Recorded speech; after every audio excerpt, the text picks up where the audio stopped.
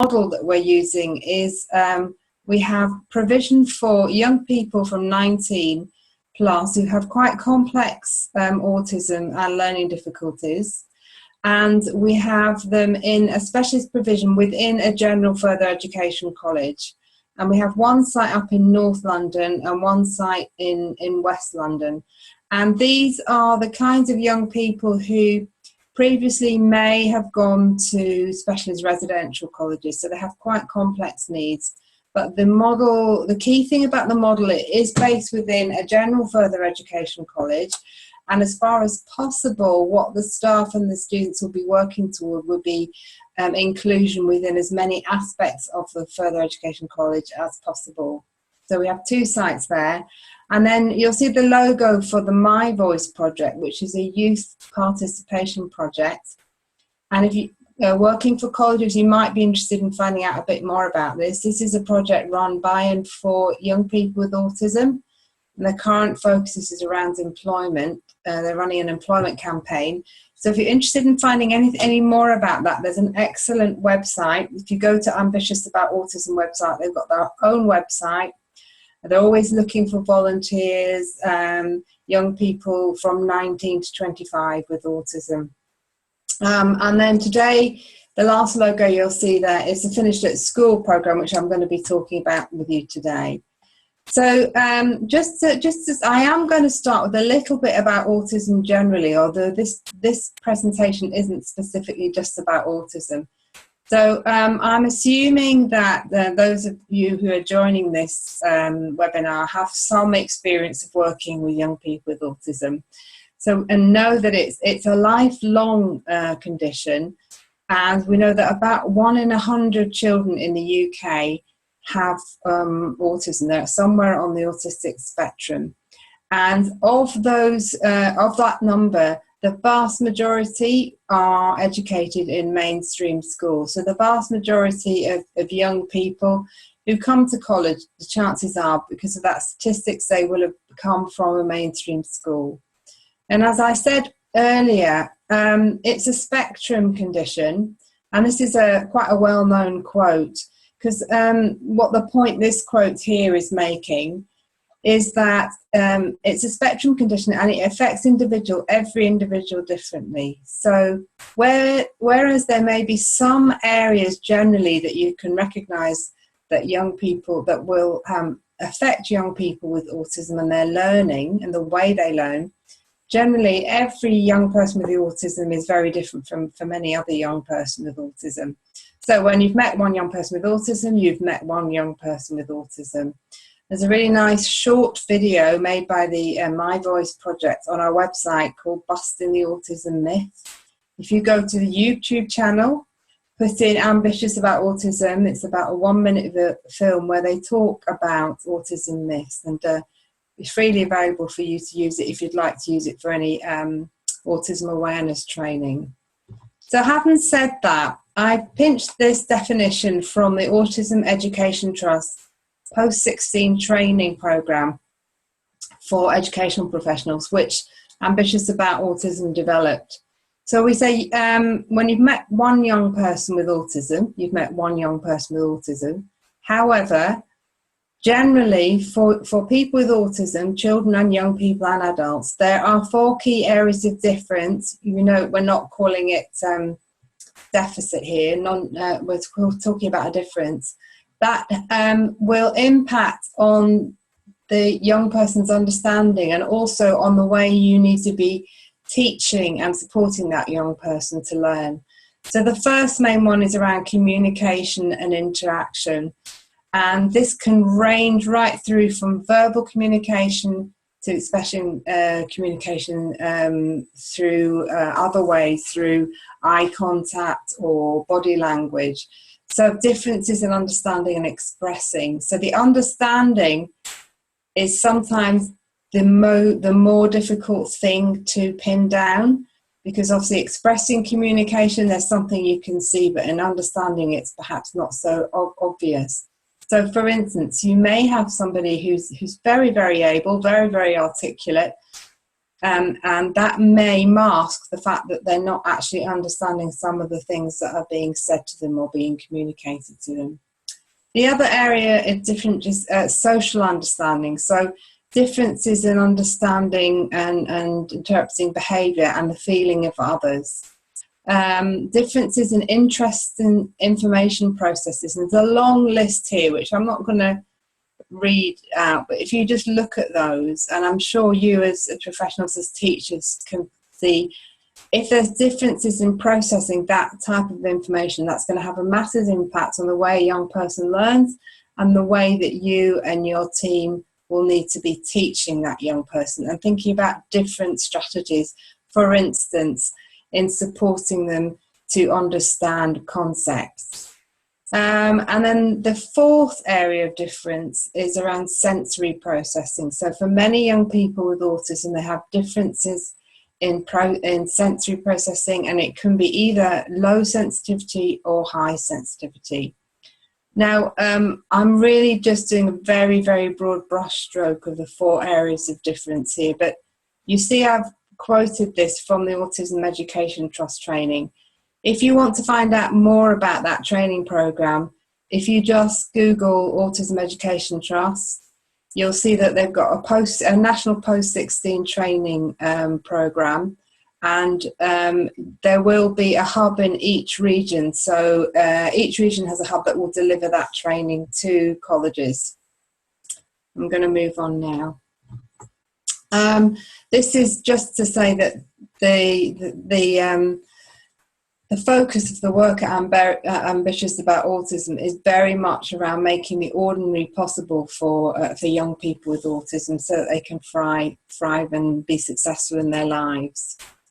So about 5 years ago now, Ambitious About Autism did some research which showed that fewer than 1 in 4 young people with autism went on to any kind of educational training once they left school, which is truly quite a worrying statistic if you think about it. And this happened in 2011, just as the work around the Green Paper that preceded the Children and Families Act was being discussed and being debated. And the organisation felt it was really important to try and raise awareness of the issue of the lack of participation of young people with autism in further education and try and make a change. And this was the reason behind the Finished at School programme. I mean, obviously, if you leave school and you don't go on to any kind of further educational training, it's going to have a massive impact in your chances as a young adult and in young adult life. And the point that the campaign was making was that young people with autism should have the same choices as other young people to go to a local college, not necessarily have to travel miles away to a specialist college, but go to a local college and to study, further study to help them support to be adults and lead fulfilling lives.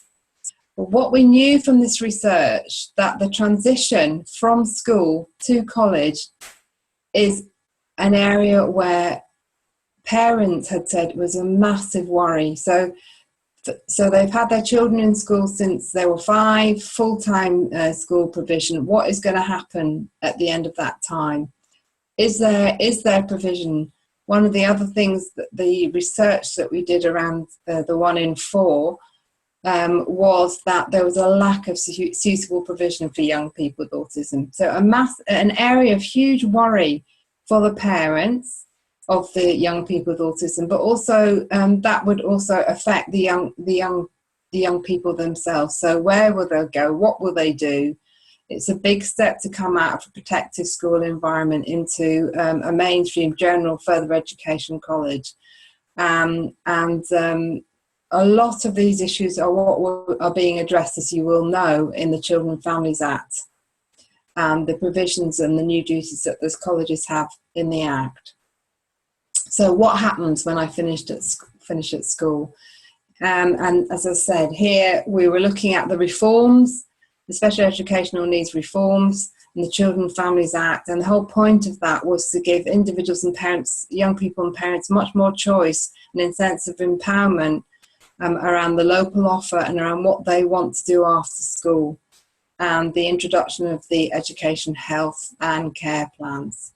So here were the new duties that I'm sure you're familiar with that further education colleges have to meet with regard to the special SEND code of practice. So if a young person who has an education, health and care plan names your college on their plan, unless you have a very good reason why they can't come, you will be looking at accepting that young people onto your college, that young person in your college, and supporting them to learn.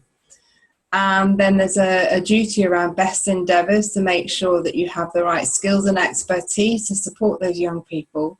And it incorporates the duties under the Equality Act. And there's a huge emphasis and focus, of course, I'm sure you're already doing this, on cooperating with the local authority that will be funding the place for the young person coming to college. So what we did in the Finished at School programme was we got a 2-year funding grant from the Department for Education and said that we wanted to work with 4 further education colleges to look at the sorts of partnerships they needed to develop to support transition, to look at staff awareness, knowledge and skills that needed to be built upon to support young people with autism, to have a focus on person-centred working around planning what the young person wants to do, right from year 9, starting talking about what are the options. Is it college you want to go on to? What would you like to do at college? The year 9 reviews, and also to look at how the curriculum pathways can join up between the young person finishing school and starting college to make that transition smooth and successful.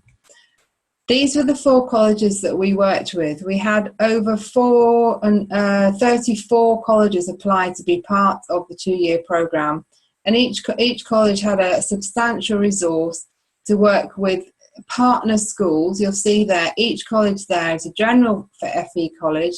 They each worked with, as far as possible, we wanted them to work with a group of up to 3 secondary schools, local secondary schools, a mixture of mainstream and special, and in order to work together over these 2 years to improve transition for young people with autism. Each college over the project identified up to 30 young people with whom to support with their transition during the period of the programme. Here are the 4, this picture shows the 4 college hubs. So you've got the 4 college hubs in the middle and the schools at the left-hand side. The other key person or organisation in the partnership was the local authority that you see down there at the bottom. And of course, core to the whole thing were the young people themselves and their families and carers. So in order to qualify to come onto this, to be eligible to come onto the programme, each of the 4 colleges already had to have signed up local authority transition lead colleagues, plus at least 3 secondary schools. And all of the colleges had existing provision for young people with autism.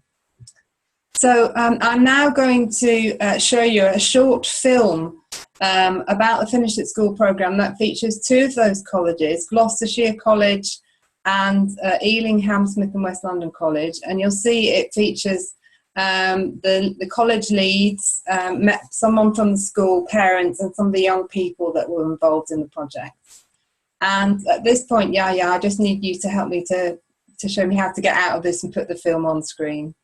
Great, I will do. But may I just say to colleagues that I got a little bit distracted by making sure that Caroline Lees can join us, and she's now with us. Welcome, Caroline. Hello. And just to say to everyone that if you have any questions, in a tab Manage Participants, which is on the bottom of your screen, if you bring that one up, you can raise hand, which will then alert me to ask Yola to pause so that you can contribute, or please do put your questions and comments in the chat. Now, because you are already sharing the screen, Yola, yeah, if you click away from your Zoom screen, I've got a thing at the top saying new share. Do I press that? You can try new share, yes. Okay.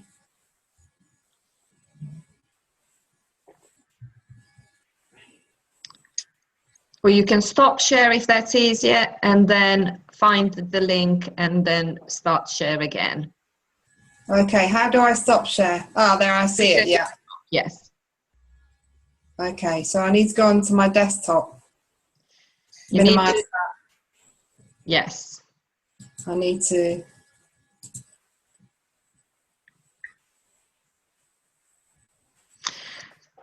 I'll end that, I'll come out of that.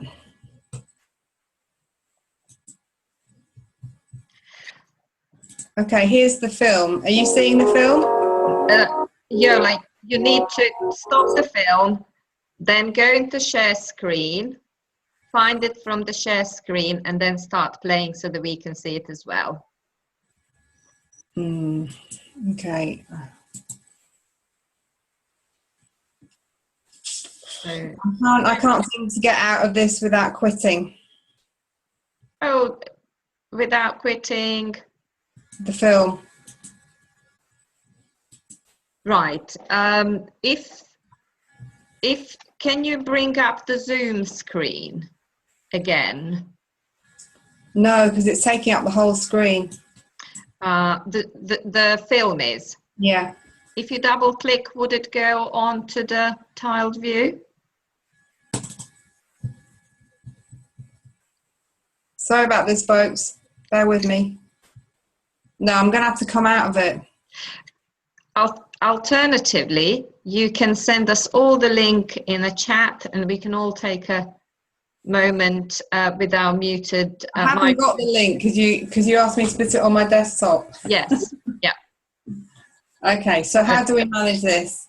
So if you go into close the film. Yeah. Okay, now go back into Zoom. Share screen. Oh.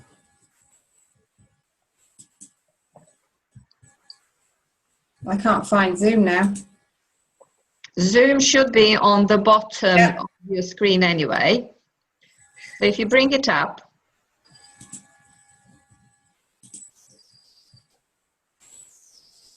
Oh dear.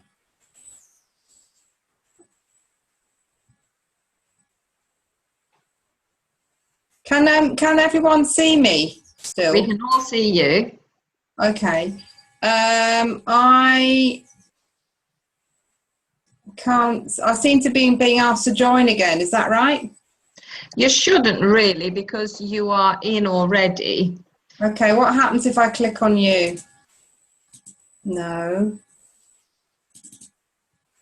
I can see you, Yaya. I just can't see everyone else.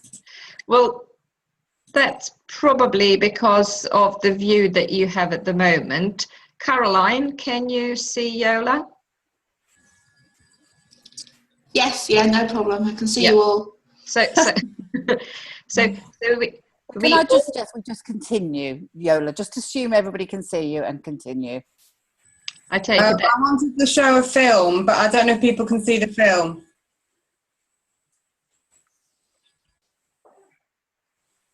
Okay. Yola, are you able to share screen? I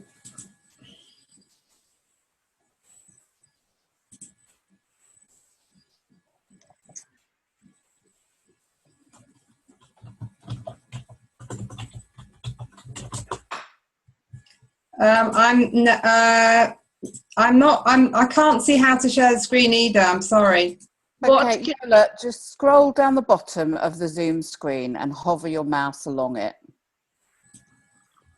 And you will see a little green box that says share screen. Just put your mouse along the bottom of the Zoom screen and you will see the first one. I haven't even got the Zoom screen. You must have, otherwise we couldn't see you. Yeah, that's what I can't find. Okay. Do you have the link for the video, Yola? No, it's on my desktop. You asked me to put it on. It's on my desktop. All right. Just we can't have this kind of panic going on, okay? So, do you have the link anywhere? Email to me, and we will show it from either Yaya's or my screen, or you could post it in the chat. Okay, I'll just let me do that then. I'll send you the link. Okay, so it's better that we do that. And meanwhile, Yaya, you just might want to do some stuff in the chat with other people. Thank you.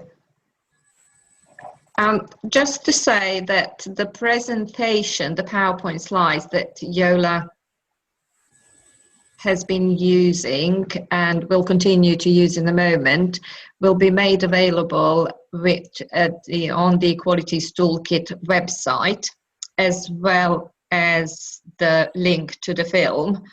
So we'll send you the link once we upload the resources to the Equalities Toolkit webinar, and also depending on the quality of the recording of this webinar, we will edit it and make this available.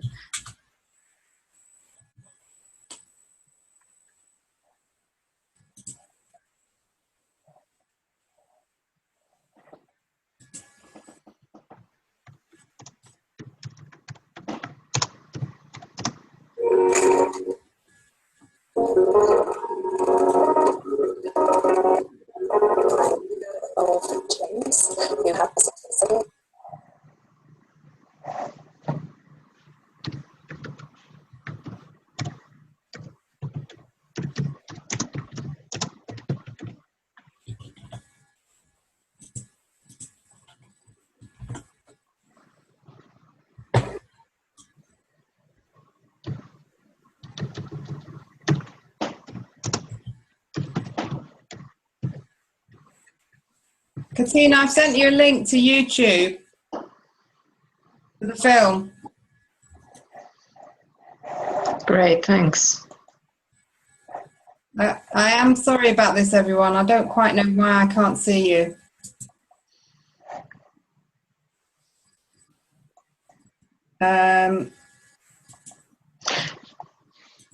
Yola? Yeah. What is on your screen at the moment? Just you. Right, if you hover towards the top of your screen. Yeah, you're back. Okay. Yeah, I can see you. Okay, do you have the share screen option now? Yes, I do. Okay, so would you like to go into share screen, and we'll take it from the presentation, and then Katina can show us the film once she's made sure that it plays.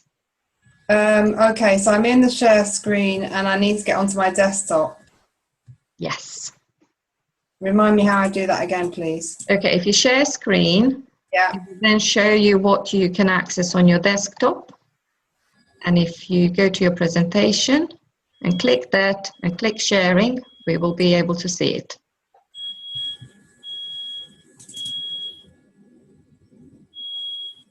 Can you see my presentation?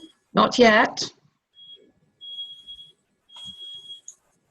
Have you clicked, when you selected presentation, have you clicked on share?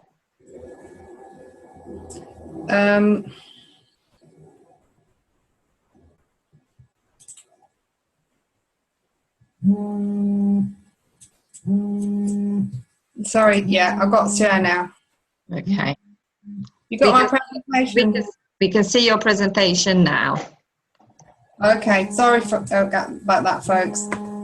So to carry on with the presentation, the film... Yola, just before you carry on, Caroline has said that she loved when you've met one person with autism, you've met one person with autism quote. And so many people try to simplify how to support everybody with autism. Yeah, absolutely.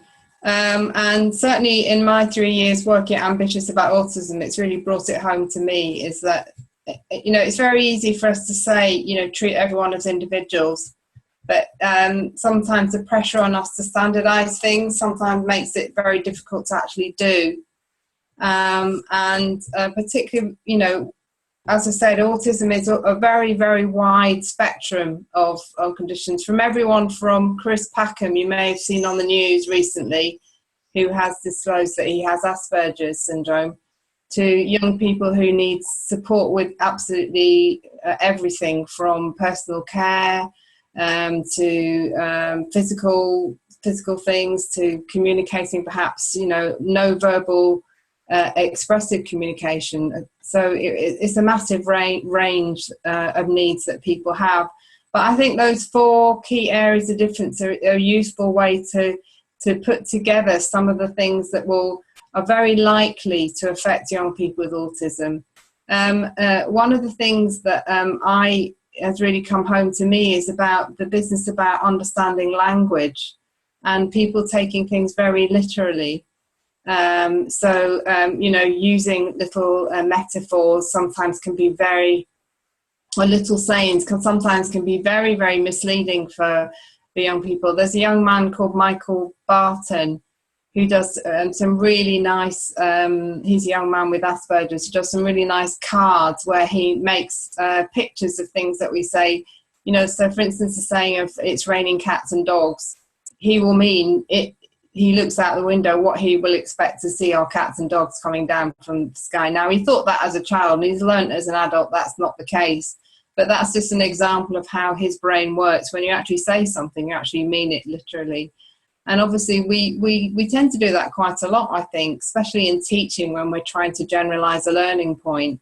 And I think it's quite important for us to understand that for some people that might make it clearer, but for other people, if someone has autism, for instance, that just might confuse things even more.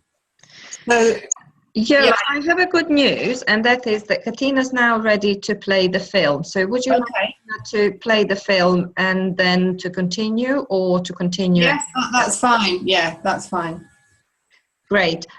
If you stop sharing for a moment. Okay. Just to the top of your screen and red stop share. Okay. Katina can then share the screen and play the film. Thank you.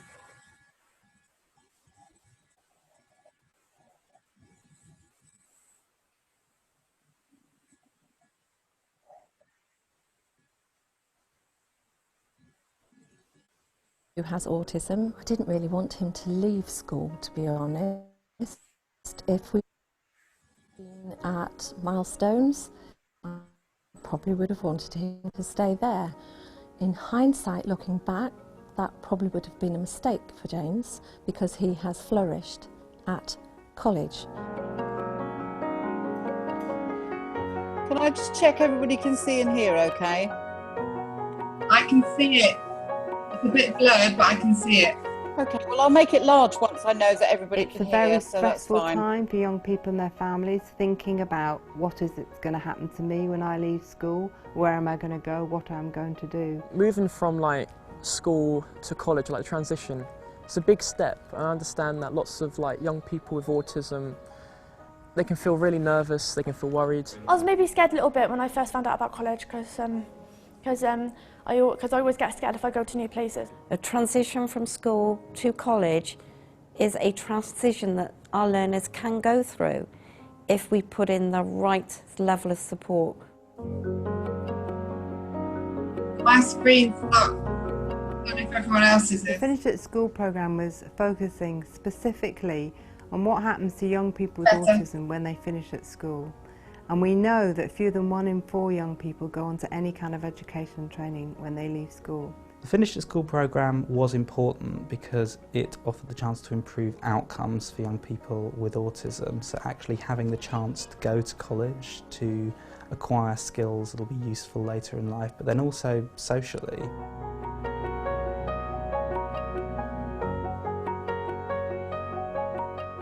What the SEN reforms were designed to do was make sure that we were focusing on individual young people and that all of the relevant partners came together to make sure that that transition was working, and that's exactly what the Finished at School programme does. It was about school liaison, it was about informing parents, it was about giving young people choice and trying to engage with young people in school as early as possible, and we advocate that that should start at the end of year 9, so it was music to my ears. And again.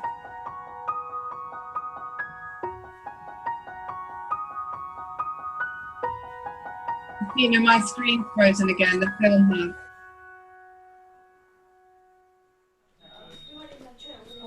I'm getting on really well at college. I made all my old friends are here.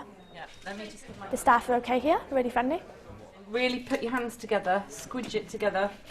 College is a really good place, and you get to learn more skills here, and you get to do exams here. Because when I first found out about college, I was a bit nervous, but then when I come on the link, I actually thought it was okay. On the link days, you just like look around and you just find out what classroom you're in then, and just like look at all the classrooms, and they show you all around the college. Learners need to experience these choices. They can't just be described to them, oh, this college is this, that college is that, this you can study here. They need to go and see it.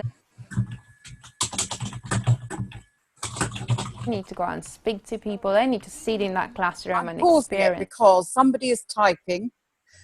When you are showing a video, you cannot see the controls, and Yola, you keep saying something, so perhaps somebody could explain to me whether you can see and hear this video or not, and then let us play it.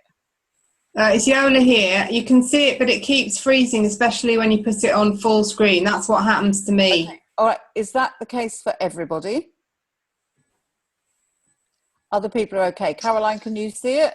I can see it, but yeah, like Yola says, it keeps freezing. I don't know, sometimes when you play them in just a smaller screen, they don't freeze as much, but okay. I don't know if it'll work. Part of the problem is because normally we would, as you know, Caroline, only too well, we would ask people to download it to their computer, not to have to play it off of YouTube because it doesn't work so well.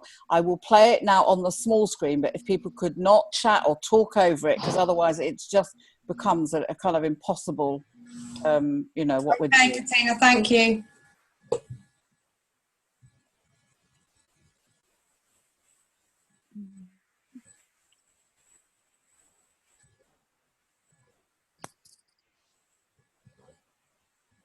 Yeah, the problem is that we can't hear now, can we?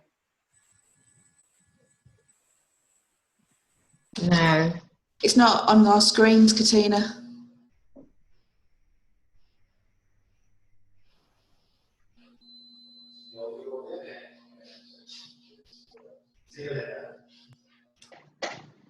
That's it.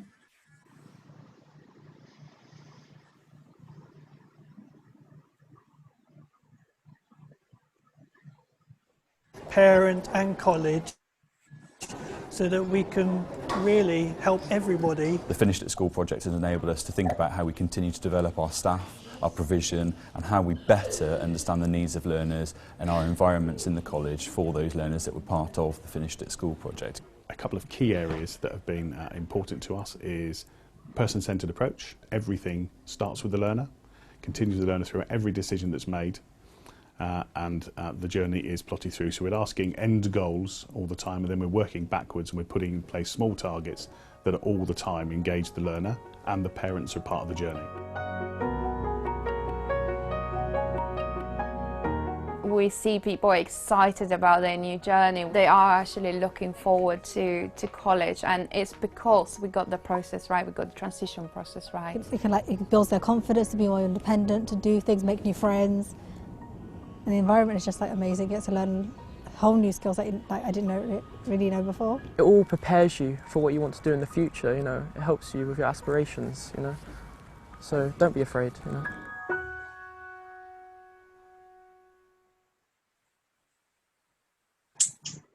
Thank you.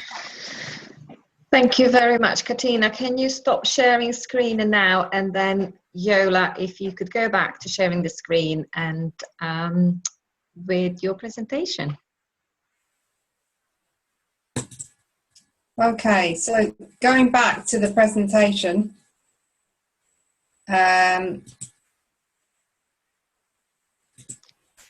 we can see your slides now, but you just need to make it bigger so that we can see them fully. Great, thank you. Okay, so some of the key learning points. Before I go any further, all of the learning from the Finished at School programme is captured in this guide here that I'm holding up, called the Finished at School Guide. And there's a digital version of this guide on our website, which you can download. And you can see a picture of the cover there. There's also, a tool that people have found very useful is a self-audit tool based on the learning from the Finished at School programme that I'm holding up here. Again, that can be downloaded from our website, and we're in the process of making that a bit more interactive with lots of links, live links through to useful resources that you might find useful in your work with learners with autism. So just going back, so the key learning points that we had from this were four main learning points.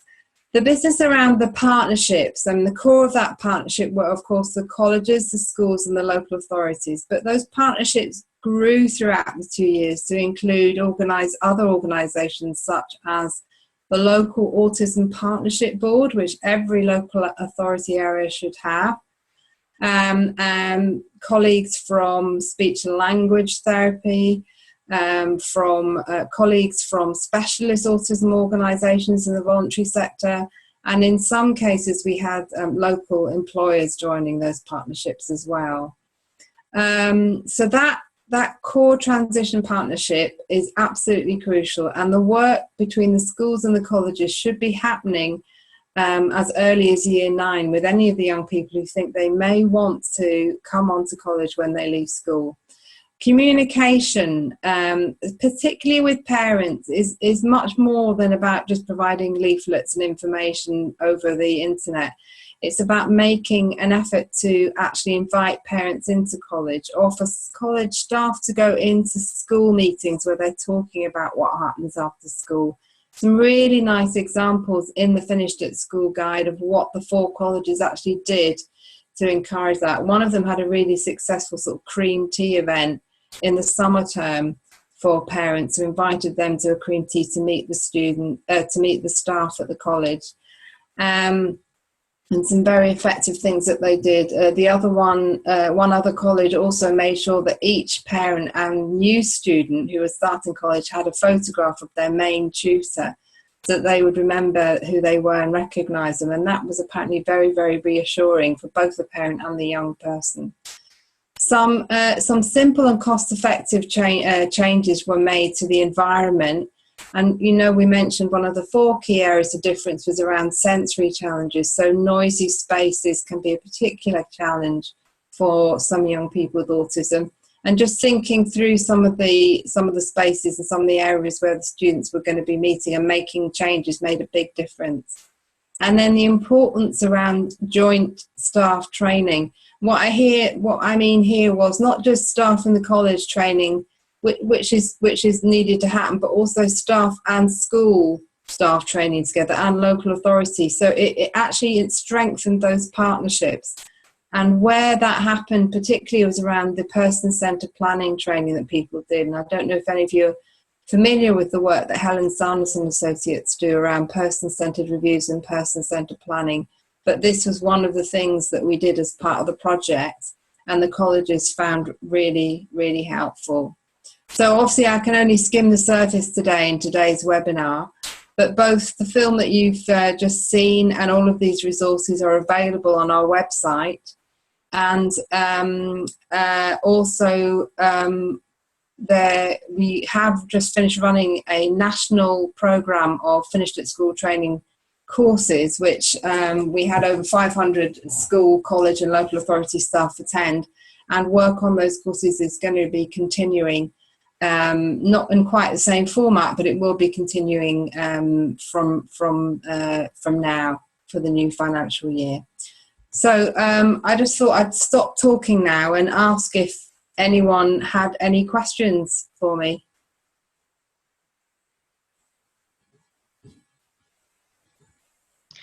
I'll unmute the microphones so the... So if you could let me have that, then what would be really good is I can just say that to them, even though we might change it in phase 2 or whatever, you know, we might wide. I just don't want to confuse them by, although I've told them that it's not a precise.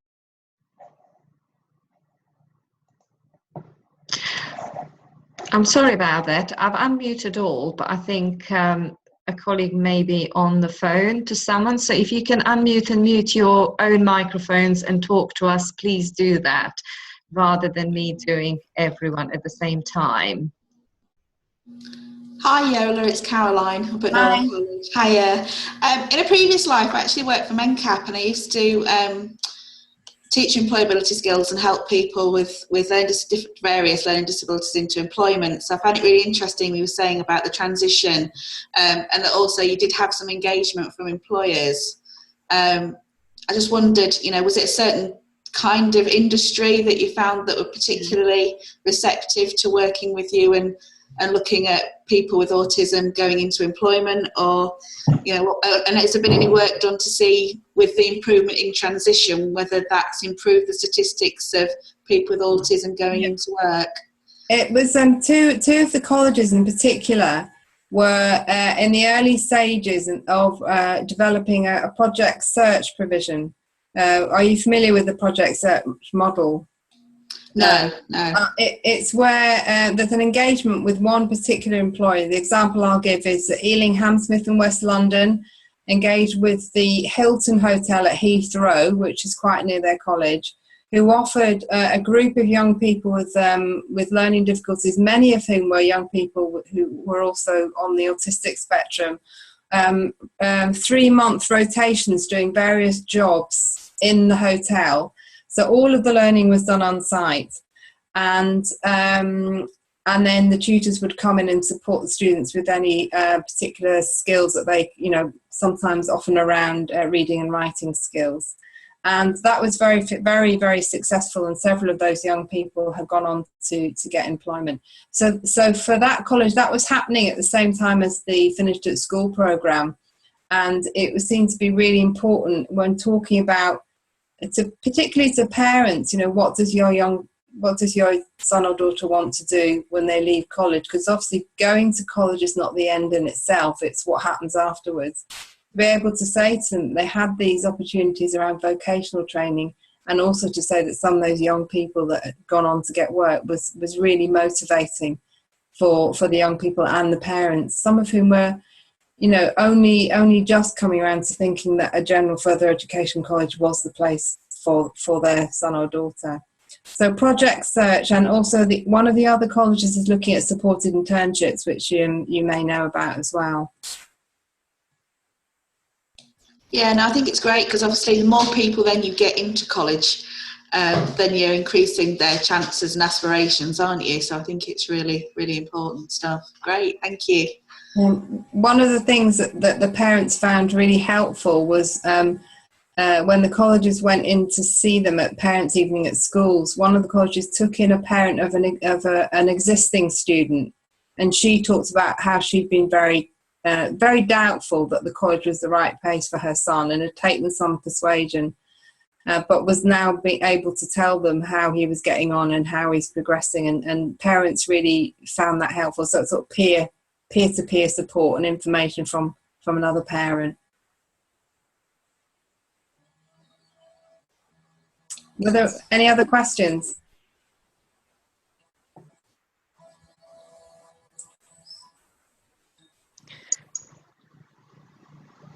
There is nothing in the chat at the moment from Sue or Helen.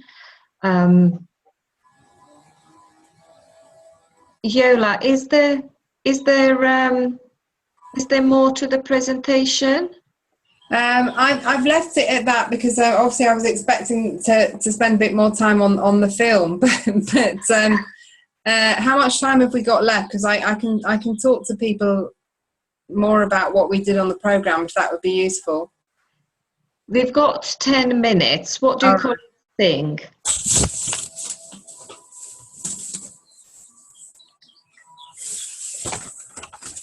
What would people find useful?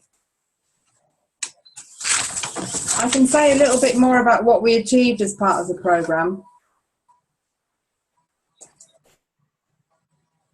I think you should, if that's okay with you, Yola, if you would go ahead and tell us about what change it's made, and then if we do finish early, that's fine.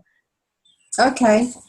So I mentioned at the beginning that we engaged, each college worked with a group of over 30 young people and their parents to support them to make the transition to college. And And in the first year, it meant that we were looking at young people starting college in 2014. So now those young people are just about to finish their second year at college. And we've done some follow-up work with them to see how they're getting on. And in that first year, 45 young people came from the school. So that's a mixture of mainstream and special schools. And they were all looking to leave school and go on to some kind of post-school provision.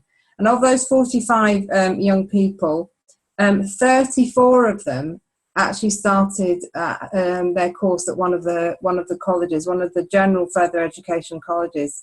So which is really encouraging. If you think of the earlier figure of fewer than 1 in 4 young people with autism go on to any kind of education when they finish school. The other remaining students, some of them did go to specialist colleges, and another one actually went to a vocational training scheme.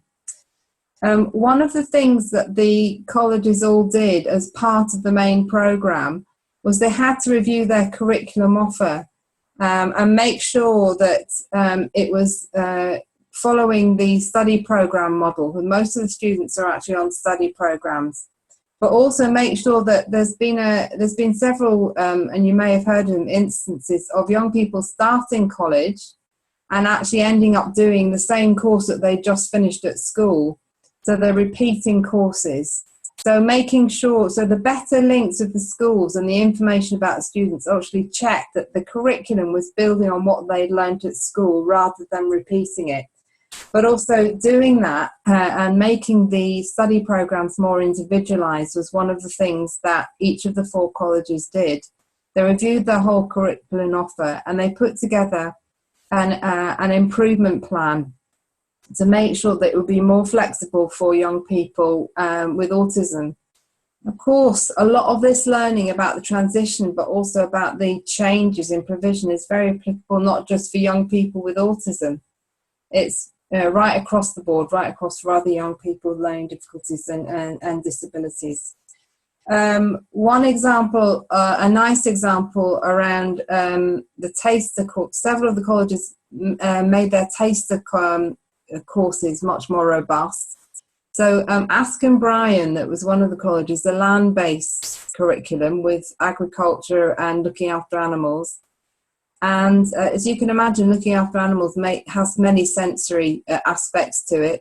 So they did this really nice sensory taster sessions where they would, for instance, bring young people in that said that they wanted to work on the animal care course and maybe take them into the cowshed so they could actually smell and hear what the issues might be, with a lot of support and with a lot of built around it and a lot of sensitivity built around it. And for some of the young people, that was a really good way to prepare them for what to expect. For other young people, they thought, actually, maybe this isn't quite the thing for me, in which case, it was good to learn that before you started the course, why you were getting a taste. And then other options would be put to the young people. But we're not just talking about someone thinking it's a bit stinky. We're talking about a major assault on their sensory, and then receiving that sensory information, which can be really, for some young people with autism, can be just too much to cope with. So that was one really nice example that worked very well. What we were really pleased about was each of the 4 colleges, when they had done their review of their curriculum offer, and they'd made a plan about how they'd made an action plan, they each managed to bed it into the college-wide quality improvement plan, which I think all colleges have to have. So that's now still being revisited a year after the end of the programme. And it's been built in at a strategic level because one of the other findings, which I think is something that's found in a lot of these similar type development projects, is unless you've got buy-in from your senior management team, a lot of these changes will be really difficult to make at a strategic level and embed into the college provision. And as you probably know now, because of the Children and Families Act, you have to have a designated senior member of staff responsible for special educational needs and disability. But the other thing that we talked about a lot on the 21 courses that we've just finished running and some people didn't know, is there also has to be a governor on the board of governors that has that key responsibility. So in order to build those strategic relationships, it's a really good idea if you know who that governor is and how they can support you, for instance, in furthering your work around making changes, I don't know, for instance, in the environment, or major changes around the way the curriculum's offered. The college environment was interesting because some colleges have got the most fantastic spaces for young people to go with, to chill out, to have some quiet time, which is really can be really successful. But on the other hand, that can be a bit daunting for colleges that don't have those resources. And what we found was that students weren't bothered about how fancy it was. They just wanted a space.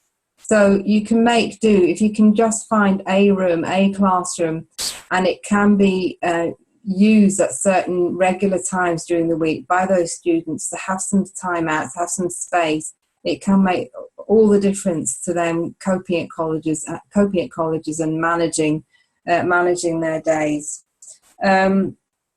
You won't be surprised to hear that one of the things that the students found quite challenging moving from school was the different timetables and the need to be all over different places and orientate them all different classrooms in the college. And yes, this can be a challenge for many young people starting at college, but particularly for young people with autism, transitions and changes can be quite difficult. So there were some really helpful pictorial timetables with photographs and room numbers for students, but also a lot of work done with students and tutors around when changes happened. Let's say a tutor's ill and someone else has to come in. How do you manage that, and how do you deal with it, and where do you go if you need some support around that? So lots of awareness raising for the staff as well to support those students with those issues. And also just going back to the post-16 Autism Education Trust training. I don't know if any of you are familiar with that, but it comes in 3 tiers. And the first one is a very basic awareness raising session. It's only 1.5 hours long. And Gloucestershire College and Bromley College, so 2 of the colleges in the programme, they managed to get whole staff training days where every single member of staff in the college had that awareness raising training. So that's from your person that works in the canteen to the person in reception. What does it mean when they meet a young person that behaves in such a way or may not be able to understand what they're saying if they put it in such a way? So that was really significant and made a big difference. The tier 2 of the training is an in-depth training for practitioners working with students with autism. And then the tier 3 of the Autism Education Trust training is for managers itself. So that's a lot of information. I'm going to stop there to take breath. And does anyone have any further questions at this stage? Just to say that Helen Sharpless from Furness College in Cumbria has had to leave early, and she sends her apologies for that, and also thanks to you, Yola, and colleagues for the presentation and the opportunity. Caroline, I'm aware that you've posted something in the chat. Would you like to share with everyone? Yeah, I just commented about, you said about asking Brian about them doing the taster, particularly the land-based things. I was thinking it makes perfect sense, doesn't it, with all the potential sensitivity issues that colleges, think around those kind of issues and give them that kind of taster, because it'd be nothing worse than starting that course and then finding out that it was the wrong course and having that upset and later on. So I think it's really good that colleges are trying to prevent the disappointment, potential future disappointments, and it gives people the chance to look at other things. So I think that's really good. Yeah, definitely. It was a really successful thing that they did, and it did reap benefits, because also you're right, you don't want to set someone up to fail even before they've started college. And it just shows, doesn't it? They really are kind of getting more familiar and aware of the needs, and and potential pitfalls, aren't there? So it's really good that that general awareness around autism is improving. Do you have lots of learners at your college with autism, who you're working with autism? Well, we're an adult education college, so we're not sort of dealing with the transition side of things. I have a specific interest in learning disabilities, which is why I've joined. But having taught lots of adults with autism, you can see where it's not really worked in the past for them, and they haven't had the transition. So that's why I was interested to see, you know, what is changing and improving in that field.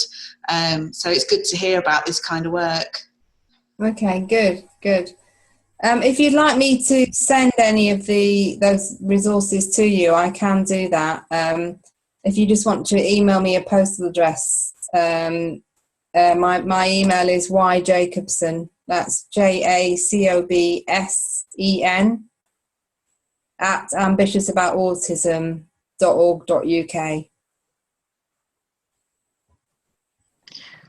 Or failing that, email me, Caroline, and I can forward Yola's details to you. Great, thank you. Thank you, Caroline. We do not have any other questions or comments, Yola. I have been shamelessly plugging the Festival of Identities to tempt you to tell others about it and also consider joining us. There will be live streaming, so you don't even have to come to London to join in, but if you could, then I'm sure it will make it all a better and a livelier event. There is also, if I can continue with the plugs, another webinar tomorrow, a last one in the series. It is delivered by Alex Buckhurst from the FE network, and he's going to tell us about the role of the FE network and how it can support providers, but also this is his consultation on the next year's Equalities calendar, which has been available to download from the EqualitiesToolkit website. There are links to his resources on the Eventbrite, where you can also register to come to the webinar. And unless there are further questions or comments, because I'm sharing screen, I cannot see the chat box, but I'm sure Caroline or Yola will alert me to it. No, nothing there at the moment. No. Well, can I then thank you, Yola, very much. And I know the technology has been a bit of a challenge, as it can be very often for all of us, but I think it is excellent that, you know, regardless of the fact that we find it challenging, we still engage with it and embrace it in every possible way. So thank you for that, and thank you for sharing the project information and findings with us, but also this I'm sure colleagues know much more to that you've shared, and that's the depth and breadth of your knowledge that when it comes to this area of work. So thank you for the great opportunity. I'm going to stop recording now, and unless there's something in the chat, so I'll just check what that is. Would someone kindly read what it is, because I'm afraid I can't do so. A message from Sue. Thank you for an interesting presentation. Thank you very much, Sue. And thank you, everyone, and hope to see you soon, virtually or in person. Thanks, Yaya. I will end the meeting for everyone now. Thank you. Bye-bye. Bye-bye.